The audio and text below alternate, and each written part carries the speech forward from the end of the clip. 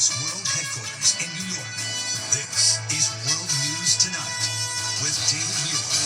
Good evening. It's great to have you with us here on a Thursday night. We begin tonight with the U.S. stock markets in a free fall after President Trump's announcement of sweeping tariffs, the worst single-day losses in years since the beginning of the pandemic. Americans and their 401ks taking immediate hits, and families now bracing for higher prices from groceries to cars to appliances. The Dow falling nearly 1,700 points today alone, nearly 4%. The S&P 500 down nearly 5%, and the tech-heavy NASDAQ index falling nearly 6%, their worst day in 5 years.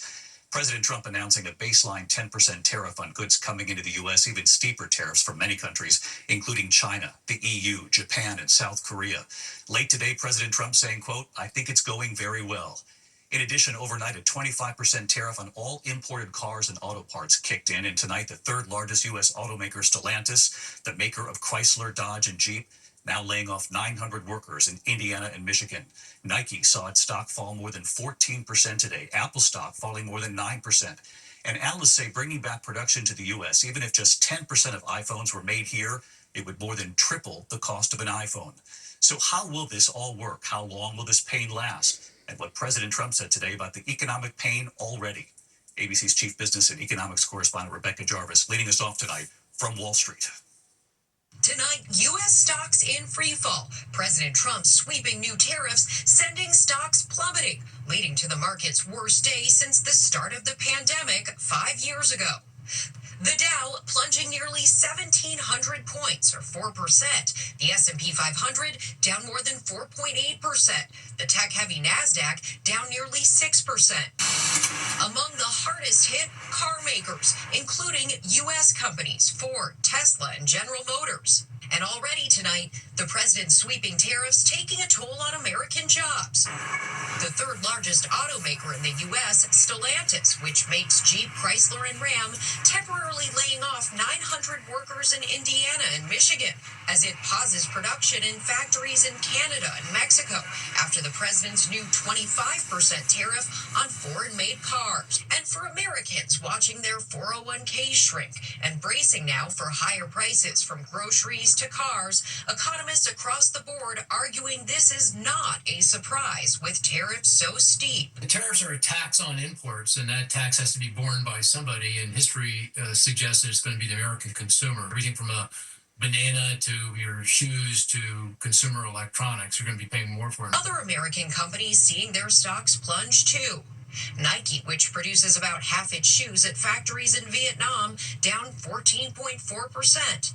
Apple, which designs its phones in California but relies on manufacturing in China, India, Vietnam, and Malaysia, down 9.2%.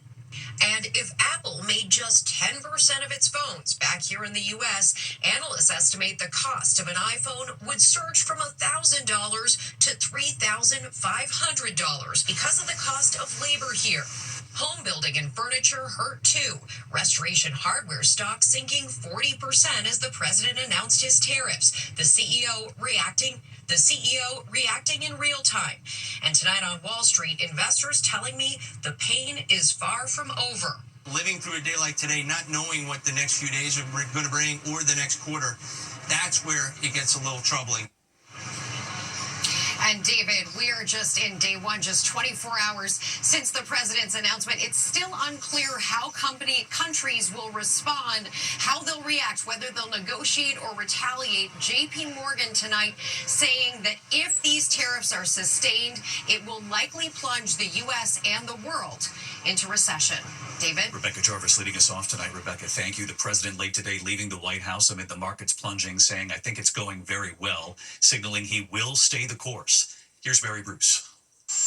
Tonight, President Trump sounding unbothered by the plunge on Wall Street after his sweeping tariffs upended the world economy. I think it's going very well. It was an operation, like when a patient gets operated on, and it's a big thing. In the past, the president has acknowledged his tariffs could cause short-term pain to American consumers and businesses. But today, he only spoke of rosy times ahead. The markets are going to boom, the stock is going to boom, the country is going to boom.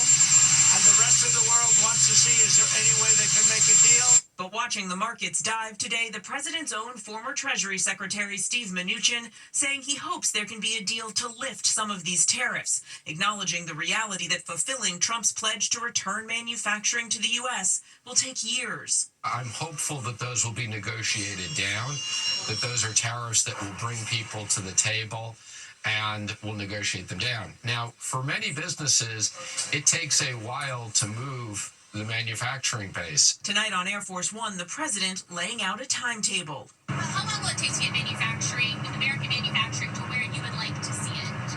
Well, let's say it's a 2-year process. They can build them fast, but they're still very big plants. So I'd always say it would take a year and a half to 2 years. But he did not explain what would happen to alleviate pain in the interim, or acknowledge that American businesses will likely pay more to build products here than overseas, costs that economists warn will be passed on to consumers. The president today not acknowledging the economic pain his tariffs may cause, and when pressed on this all day, White House officials reiterating the same message: have faith. Trust the president. David. Mary Bruce at the White House. Mary, thank you. In the last 24 hours, the president did acknowledge he campaigned on groceries. But millions of families are now bracing for higher prices. Tonight, what we found at the grocery store, the appliance store, and at the auto lot. Matt Gutman on how this could affect so many of you at home. Tonight, Americans are bracing after voters made it clear in November inflation and high prices were the top issue. Now, they're fearful prices are going to get worse, not better, on everything from cars to clothes, electronics to groceries. And like millions of Americans, Susan Linder is retired and on a fixed income. We're terrified, really, and it makes no sense. I mean, look at the stock market today.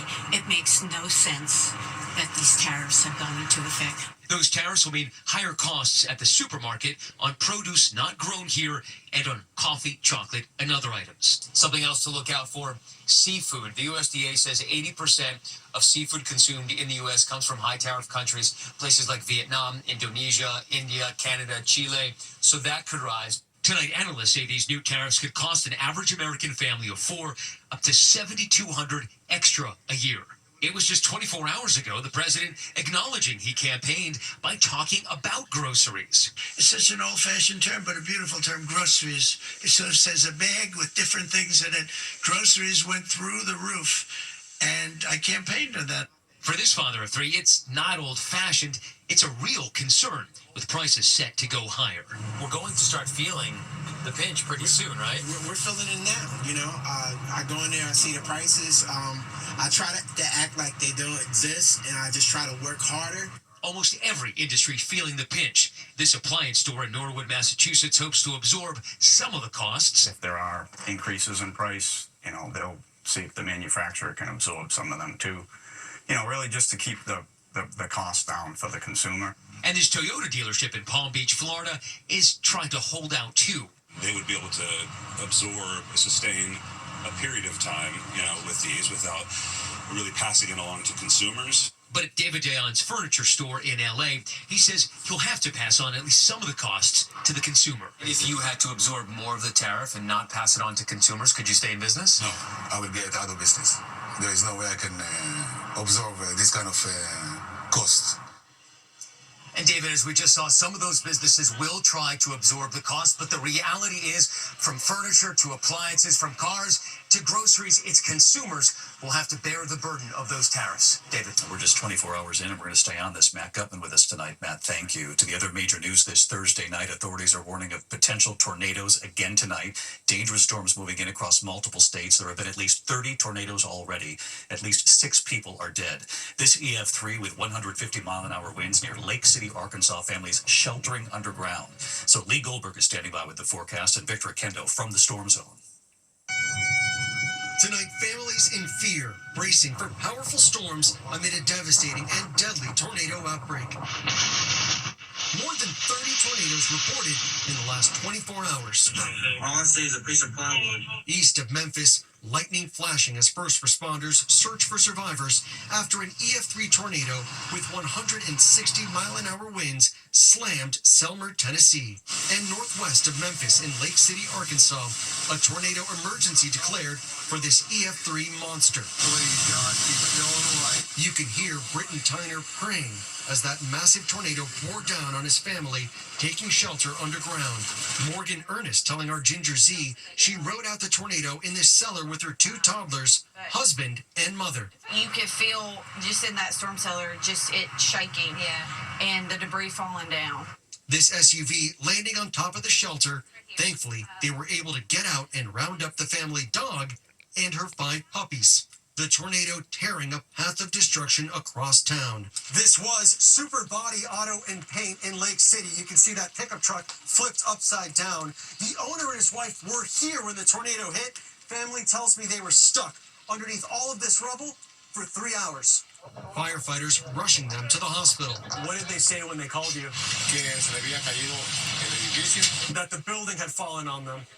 Authorities in Lake City say given the size of that tornado, it's a miracle no one was killed here.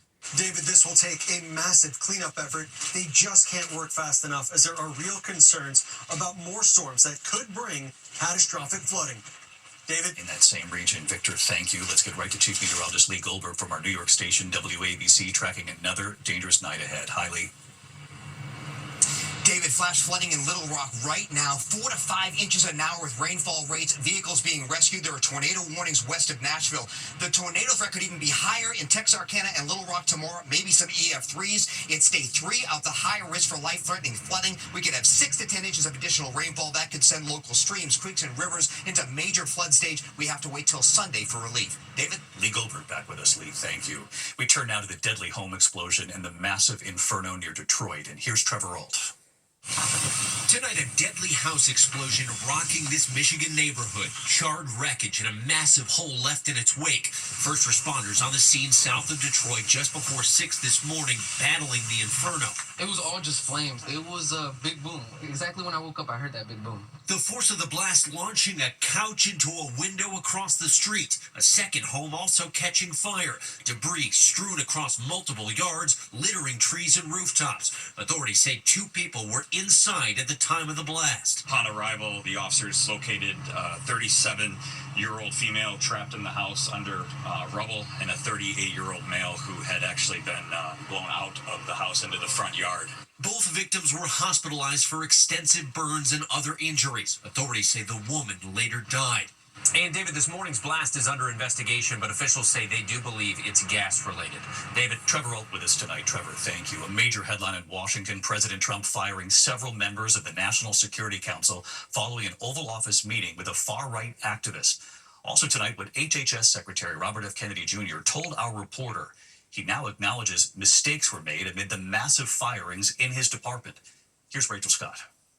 Tonight, sources tell ABC News President Trump fired 6 members of the National Security Council at the urging of Laura Loomer, a far-right conspiracy theorist who met with the president in the Oval Office yesterday as he was preparing to announce his sweeping tariffs. Always we're going to let go of people that we don't like, or people that we don't think can do the job, or people that may have loyalties to somebody else. Loomer, who has promoted fringe theories, like that the 9/11 attacks were, quote, an inside job, has long been close to Trump. She makes recommendations of things and people, and sometimes I listen to those recommendations. The president says Loomer was recommending people for jobs. Did she have anything to do with the NSC aides who were ousted? No, doesn't matter. But sources tell ABC News Loomer named several top security aides she considered disloyal. And today, at least 6 senior National Security Council officials were removed. It comes as ABC News learns of a major reversal at the Department of Health and Human Services. Monday, the agency began laying off 10,000 workers and shuttering whole divisions. The top scientist monitoring bird flu, gone. The official who led the program that cut teen tobacco use in half, gone too. But tonight, Health Secretary RFK Jr. telling ABC News some of the programs eliminated were cut by mistake. Kennedy making those comments after ABC's Cheyenne Haslett asked him why the department had cut a CDC program that monitors lead levels in children. It was this program that uncovered the lead in applesauce pouches in 2023. Can you explain the rationale for cutting a program like that and why that's not an essential service? There were some programs that were cuts that are being reinstated, and I believe that that's one of them. Kennedy then acknowledging that in the course of the mass layoffs and restructuring, several mistakes were made. Programs cut that should not have been, and people fired who should still be in their jobs. There were a number of instances where studies that should not have been cut were cut, and we've reinstated them. Personnel that should not have been cut were cut. We're reinstating them. Secretary Kennedy insists the cuts are necessary to streamline the department, but he still has not said which programs are coming back or how many people will be rehired. David. And acknowledging mistakes to ABC News, Rachel Scott there at the White House. Thank you. When we come back tonight, we are learning of a stabbing spree in the nation's capital, what we know so far. Also from Philadelphia tonight, you have to see the images coming out of the zoo. The first-time mother at 97 years old. And then the disturbing story tonight, the parents now charged the brawl during their children's game, where this played out in a moment here. Tonight, we have learned of a stabbing spree in the nation's capital. Police say 6 people were stabbed in a neighborhood in Northeast Washington, including a grandmother and her 2 granddaughters. They are expected to survive. We're told the suspect is in custody tonight. This evening, several parents have been charged following a brawl during a youth hockey tournament in Egg Harbor Township, New Jersey. Coaches and parents coming out of the court joining the fight. 3 parents have been charged with assault and disorderly conduct. When we come back here tonight, Bruce Springsteen's lost album's about to be revealed, and you have to see those remarkable images from the Philadelphia Zoo. She's a first-time mom at 97. To the Index, Bruce Springsteen revealing a treasure of never-before-heard songs. Also released 7 so-called lost albums in June. The collection includes 83 songs he wrote between 1983 and 2018. When we come back tonight, the endangered tortoise, a first-time mom at 97, and you'll see her and the babies in a moment. Finally tonight here, the first-time mom at 97, and one of her babies right here, and the team at the Philadelphia Zoo, America Strong. Tonight at the Philadelphia Zoo, a new incredible world record. A first-time mom at 97 years old and her babies. 4 critically endangered Western Santa Cruz Galapagos tortoise hatchlings have just hatched. Less than 50 are known to exist in America. Hi, David. Their care team introducing us. They represent a new genetic lineage of this species in human care, and we're so happy to have them. Tonight, the zoo telling us they are proud to protect the endangered population and proud of that new mom. They call her Mommy. And they say, remarkably, she is a first-time mother at 97 years old. Now the oldest known first-time mother ever of her species. Hi, David. Zookeeper Jason Alfondre. She is our oldest and longest tenured resident, estimated hatching in 1928 and has been here since 1932. So she's about as Philly as it gets. Tonight, the zoo saying the babies are healthy. They'll be ready to make their big public debut on April 23rd, about 3 weeks from tonight. Congratulations, Mommy. Congrats to you, and the mom looks great at 97. I'll see you tomorrow. Good night.